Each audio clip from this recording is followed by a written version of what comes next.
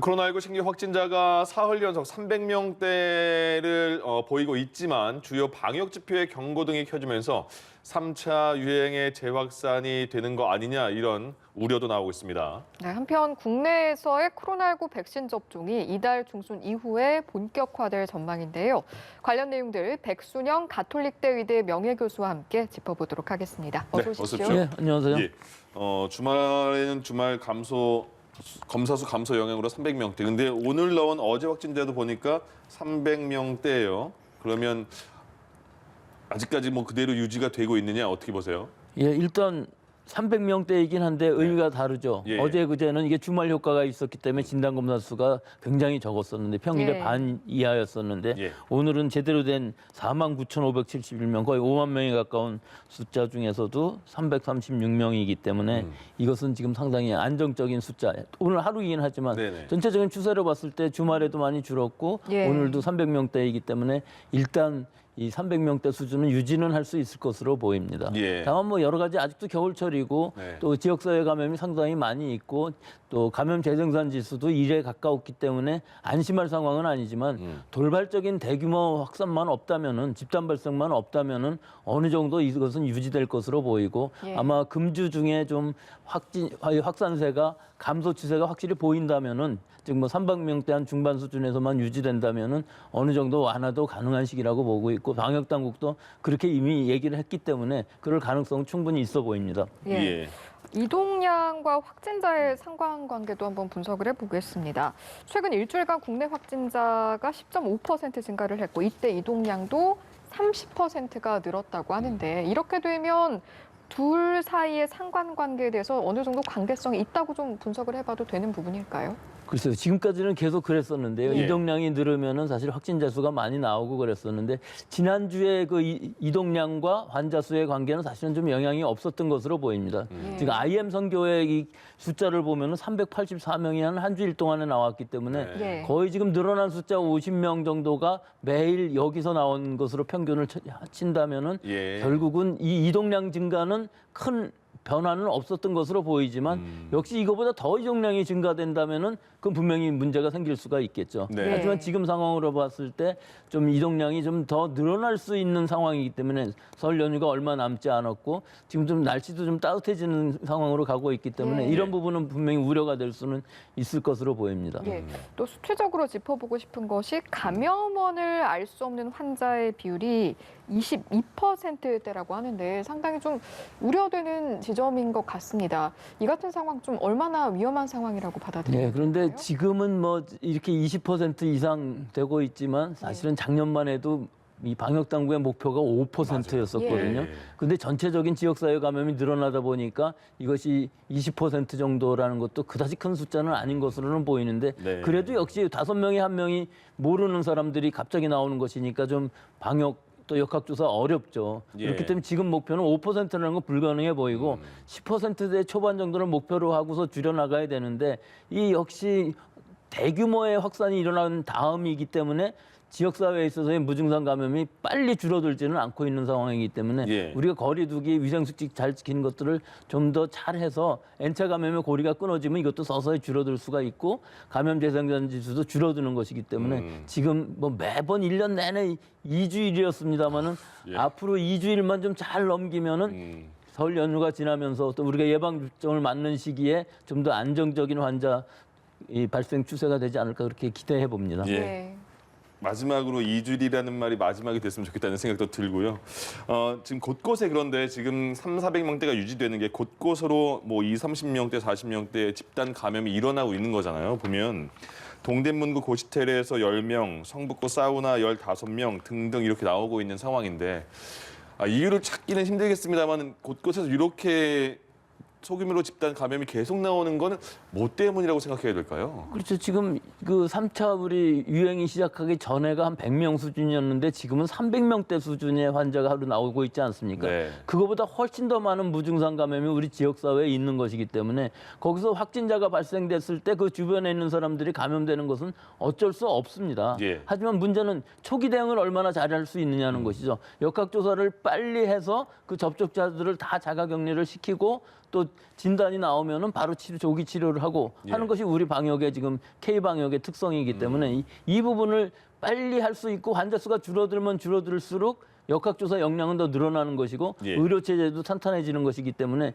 지금 상황에서는 발생하는 것을 산발적으로 여러 곳에서 발생하는 것을 걱정할 것이 아니라 얼마나 빨리 역학조사를 하고 좀 더 빨리 찾아낼 수 있느냐, 진단을 할 수 있느냐, 자가격리를 2주간을 확실하게 하느냐 이런 것들이 훨씬 더 중요한 시기라고 보겠습니다. 최근에 그 확진자가 좀 줄어드나 싶었는데 IM 선교회발 확진자가 많이 나오면서 많이 속상했잖아요, 많은 분들이. 광주가 지금 그래서 자체적으로 그 제한을 과하고 있는 상황인데 광주 같은 경우에는 방역을 지금 잘 차단을 하고 있는 겁니까? 원래 광주는 철저하게 좀 잘했던 지역입니다. 예. 예, 전에도 교회에서도 그랬어. 안디옥 교회라는 데만 해도 전에도 한번 감염됐었던 것이거든요. 근데 대전부터 시작한 것이 사실 광주에서 굉장히 크게 터졌고 여기서 굉장히 많은 환자들이 나오고 있는데 사실 광주가 항상 선제적으로 좀 잘하기 때문에 지금도 어느 정도 통제 가능한 수준까지는 간 것으로 보이지만 예. 아직도 이 오락실이라든지 이런 데서의 감염은 계속 이어지고 있고 교회에서의 그 교인들의 접촉에 의한 지인들이라든지 지역사회 감염이 완전히 없어지지는 않았지만 어느 정도 통제 가능한 것으로 보여서 지금 상황에서 보면은 우리가 생각했던 것만큼 그렇게 대규모로 확산은 좀 걱정하지 않아도 될 것으로는 보이지만 예. 아직도 또 언제 어디서 이 불씨가 튀어서 큰 불이 날지는 알 수 없는 상황이긴 합니다만은 예. 지금 현재 상황만으로 봐서는 좀 안정적이라고 볼 수는 있겠습니다. 예. 다음으로 주한미군 확진 사례도 한번 살펴보도록 하겠습니다. 네. 최근에 입국한 주한미군 등 13명이 어제 코로나19에 확진이 됐다고 하는데 사실 이제 미국에서는 몇 달 전부터 접종이 좀 시행이 되고 있었잖아요. 이번에 입국해서 확진된 장병들의 경우 접종을 하지 않은 겁니까?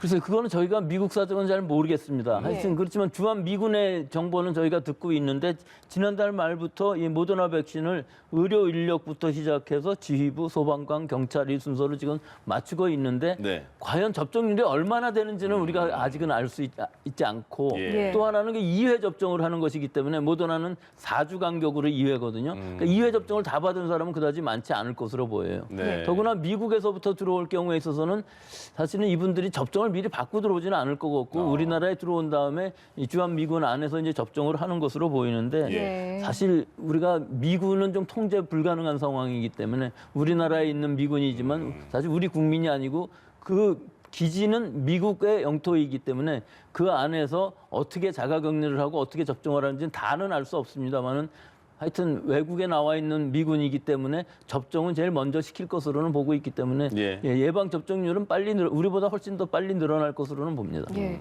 어느 정도는 별개 상황일 수 있다라는 차원에서 말씀해 주신 것 같기도 한데요.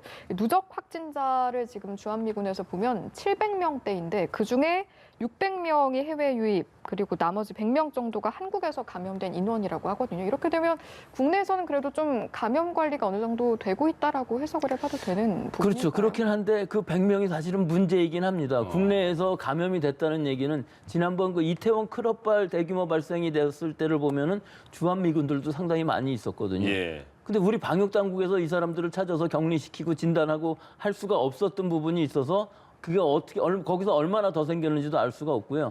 대부분의 경우가 그렇습니다. 국내에서 생활을 하고 있기 때문에 물론 기지 안에 사는 사람들도 있습니다만은 출퇴근하는 사람들도 많기 때문에 그 가족들이라든지 지역사회 전파가 우리가 알게 모르게 미군으로부터 시작되고 혹은 미군 안으로 들어가고 하는 일이 있을 수가 있을 것으로 보이는데 예. 이 상황의 파악은 확실히 되고 있지 않아서 역시 그 어느 정도 방역의 사각지대라고 볼 수가 있고 특히 최근에 우려되는 부분들은 미국에서 입국한 사람들이 만약에 자가격리가 잘 안 되고 지역사회에 퍼진다면은 변이주가 네. 미국에 많이 있을 수가 있거든요. 예. 이것이 우리가 알게 모르게 우리나라에 변이주가 들어올 수밖에 없다는 그것을 얘기하는 것이거든요. 그렇기 때문에 이 부분을 어떻게 좀 특별하게 좀 접촉한 사람들이라든지 또는 감염이 해외에서 됐든 국내에서 됐든 이 미군하고 관계 있는 분들의 바이러스는 좀 더 전장 유전체 검사를 한다든지 혹은 변이주만을 좀 찾아낸다든지 하는 이런 특별한 대책이 필요해 보입니다. 예. 예, 그럼 변이 바이러스 계속 이어서 말씀드리면요. 이제 우리나라에서도 추가 변이 바이러스에 대해서 확진자가 조금 더 늘어나고 있는 상황이잖아요. 그럼 말씀하셨듯이 미국에서 오는 사람도 그러니까 일단 모든 외국에서 오는 그 입국자에 대한 방역이나 그런 게 철저해야 될 텐데 지금 추가 추가 변이 바이러스에 대해서는 아직까지 많지는 않죠, 우리나라가. 그러면 거기에 대한 방역은 지금 잘 되고 있는가 그게 궁금해요. 근데 이것은 이제 검역이라고 할 수 있는 것이죠. 네네. 근데 검역은 100%는 불가능합니다. 예, 예. 불가능하다는 이유는 무증상 환자가 많이 있을 수가 있기 때문에 일단 검역 과정 중에서 발견이 되면 확진이 되면은 바로 격리가 되고 지역사회 감염 위험이 없지만 예. 자가격리 중에 발견되는 경우에 있어서는 사실 접촉이 있을 수가 있어요. 완벽하게 자가격리가 될 수가 없기 때문에 어느 정도 접촉이 되었느냐 하는 것이 문제가 될 수가 있고 네. 그 자가격리 중에 무증상 감염자가 나타났다 그러면은 지역사회로 감염이 될 수가 확산이 될 수가 있는 상황은 분명히 있거든요. 예, 예. 이건 네. 어느 나라나 마찬가지입니다. 지금 우리가 뭐 남아공, 브라질, 영국 이것만 얘기하고 있지만 전 세계적으로 퍼져 있는 상황이기 때문에 입국자 전원을 100% 막을 수는 없는 것이 검역이라는 것이기 때문에 네. 어떤 형태로든지 들어올 수는 있겠습니다만은 지금 상황만으로 봐서는 우리는 검역은 굉장히 잘하고 있다 그렇게 볼 수 있겠습니다. 예. 네.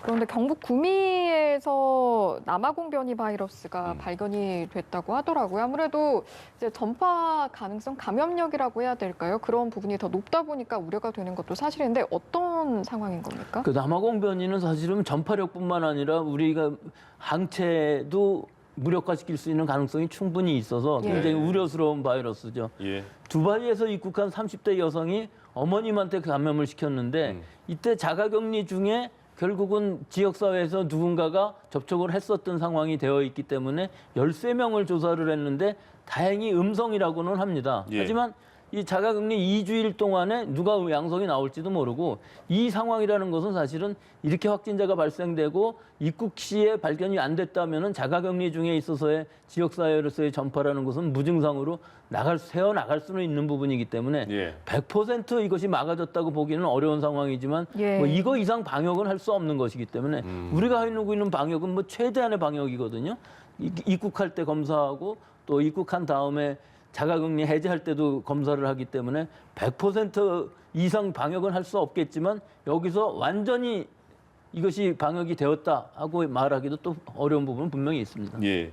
이제 백신 얘기 좀 해볼까요? 드디어 이제 이번 달부터 백신 접종이 우리나라가 시작이 되는데 준비는 많이 하고 있는 것 같습니다. 방역 당국이.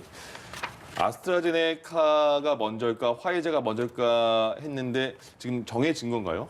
예, 정해졌죠. 화이자로요? 이게 왔다 갔다 하고 있었는데요. 예, 예. 파이자가 먼저 들어오느냐, 아스트라제네카가 먼저 들어오느냐 하는 것이 이 코박스 파실리티에서 파이자 백신을 6만 명분 우리한테 도입하기로 약속을 했던 것이 결정이 된 것이기 때문에 네. 파이자가 먼저 들어오는 것으로는 보이는데요. 예. 네. 사실은 우리나라에서는 아직도 어떤 백신도 식약처의 승인이 끝나지는 않았습니다. 예. 그렇기 때문에 파이자 백신은 또 시간이 더 많이 걸릴 것으로 보이고요. 그렇기 때문에 6만 명이 들어오기는 하지만 이 6만 명분은 이 특례 수입이라는 제도를 통해서 우리 그 의료진한테 지금 접종을 할 것으로 보이고요. 예. 사실 6만 명이라는 숫자는 그다지 큰 건 아닙니다. 그래서 코로나19를 직접 치료하시는 의료진 관계자들이 아마 국립중앙의료원에서 접종을 받을 것으로 보이고 예. 그것을 모델로 해서 이제 파이자 백신이나 모더나 백신 같은 경우 접종센터를 설계를 다 해서 제대로 운영을 할 것으로 보이는데 그 이후에 들어오는 것이 이제 중요하죠. 네네. 예, 아스트라제네카 백신은 1,000만 명 단위로 들어올 것으로 보이고 일단 코박스 파실리티 물량도 들어올 것으로 보이기 때문에 그 부분에 이제 준비를 일반 이 의료기관들 즉 위탁 의료기관들에서 얼마나 잘 맞출 수 있느냐, 접종센터에서는 또 얼마나 맞을 수 있느냐 하는 것들을 지금 예행 연습도 하고 여러 가지 준비를 하고 있는 그런 상황이라고 볼 수 있습니다. 예. 예. 아스트라제네카 같은 경우에는 해외에서는 65세 이상에게는 접종하지 말라 이런 데도 있어서 우리나라도 자체 검증단이 그 검증을 해봤잖아요. 그럼 결과가 그럼 우리는 맞아도 된다 이런 겁니까? 아직은 아닌 것이요. 예. 그 권고는 이제 2월 4일 날 중앙약심이라는 것이 법정 자문기구이기 때문에 네. 거기서 더 논의를 해서 결정을 해야 되겠지만 예. 네. 사실 65세 이상의 효과가 거의 없다고 얘기하는 유럽에서의 그 프랑스라든지 혹은 독일에서의 뭐 8%밖에 효과가 없다는 것은 과학적인 근거가 전혀 없습니다. 예. 이 임상 3상 결과를 보면은 65세 이상이라고 하더라도 면역 항체가 생기는 것은 거의 비슷하고 예. 뭐 그 예방 효과도 60% 이상이라고 하기 때문에 네네. 사실 큰 문제는 없어 보이는 것이 아. 이 62%라는 것이 굉장히 낮아 보이기는 하겠지만 예, 예. 사실은 감염이 된다고 해도 사실은 경증이나 무증상으로 끝난다면은 큰 문제는 없는 것이거든요. 네. 그렇기 때문에 나머지 62% 그럼 나머지 30%가 다 중증으로 가느냐 그것은 아니고 임상 3상 결과를 보면은 그 맞은 사람들한테서는 다 항체가 생겼고 예. 어느 정도 그 면역력이라는 것이 이 항체만의 면역인 게 아니고 세포 면역이라는 것도 또 있기 때문에 예. 감염이 돼서 몸에서 증식을 한다 할지라도 경증으로 끝날 수가 있습니다. 그렇기 때문에 이 효과는 충분히 우리가 임상 현장에서 맞아보면 결과는 나올 것으로 보이고 예. 우리가 그렇게까지 걱정할 상황은 아닌데다가 특히 영국에서 지금 뭐 수백만 명분 접종하고 있는데 특이한 그 부작용 사례, 사망 사례 같은 것들이 안 나오는 것으로 봐서 네. 모더나나 파이자보다도 오히려 부작용은 더 적을 것으로 보이기 때문에 지금 뭐 그렇게 걱정할 이유는 없을 것으로 봅니다. 네. 그러니까 백신이라는 게 맞는 이유가 가장 좋은 게 그 바이러스에 안 걸리는 게 가장 중요한데 혹시라도 걸렸더라도 증상을 최대한 억제하는 게 효과가 있는 것이다. 지금 오늘 보도에 나온 것들을 보면요. 하와이 예. 대학 연구에서 그 우리가 그 예방 주사를 맞았을 때 이뮤노글로빈 G라는 것이 생기지 이뮤노글로빈 A라는 것은 안 생긴다. 그런 네. 발표를 했었는데 이건 면역학에서 기본입니다. 생백신을 맞는다기보다 호흡기에 뿌린다든지 예. 이 수인성인 경우에 있어서는 먹을 수가 있는 것인데요. 이렇게 생백신인 경우에 있어서는 우리 점막들의 항체가 다 있기 때문에 IgA라는 것은 바이러스가 들어왔을 때 바로 그 자리에서 무력화시키기 때문에 다른 사람들한테 전파를 시키질 않습니다. 네. 그렇지만 지금 우리가 개발되고 있는 이 백신들은 우리 몸에 들어오면 IgG라는 것이 생기기 때문에 우리 점막에서는 증식을 하고 어느 정도 가벼운 증상은 나타나지만 중증으로는 가지 않게끔 대규모 증식은 막아주는 역할을 하는 것이기 때문에 이 백신들이 효과는 분명히 있을 것으로 보이고 예. 감염이 되어서 PCR에서 나온다 양성으로 나온다 할지라도 그게 중요한 것은 아니고 우리 몸이 그것을 빨리 극복할 수 있느냐 하는 문제이기 때문에 62%라는 것이 이렇게 무시할 숫자는 아니고 우리가 독감 백신만 해도 40% 60% 정도밖에 안 되거든요. 네. 더구나 65세 이상은 더 낫기 때문에 그렇게 걱정할 상황이 아니고 우리는 이 예방 백신을 잘 맞아야 되겠습니다. 예. 알겠습니다. 이어서 이 사례도 한번 짚어보고 싶은데요. 네. 미국에서 화이자 백신을 2차례나 접종한 의원이